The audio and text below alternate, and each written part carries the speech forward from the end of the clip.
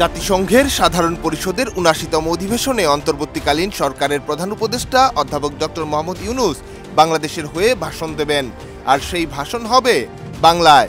জাতিসংঘ সদর দপ্তরের জেনারেল অ্যাসেম্বলি হলে নিউ ইয়র্কে স্থানীয় সময় সকাল ১০টায় এই ভাষণ দেওয়ার কথা রয়েছে। ভাষণে গেল ২ মাসে দেশের পরিস্থিতি, গণ-অভ্যুত্থানের ঘটনা এবং দেশকে এগিয়ে নিতে অন্যদের পাশে থাকার আহ্বান জানিয়ে বক্তব্য রাখবেন অন্তর্বর্তীকালীন সরকারের প্রধান উপদেষ্টা নোবেল বিজয়ী ডক্টর মোহাম্মদ ইউনূস। এছাড়া ফিলিস্তিনে গণহত্যা ও রাশিয়া ইউক্রেন যুদ্ধ অনতিবিলম্বে বন্ধ এবং রোহিঙ্গা সংকট সমাধানে বিশ্ববাসীর সহযোগিতা ও সহায়তা চাইবেন তিনি।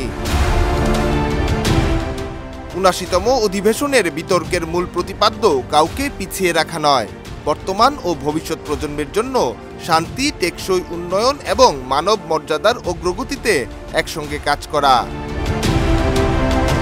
ডেস্ক রিপোর্ট, দেশ রূপান্তর।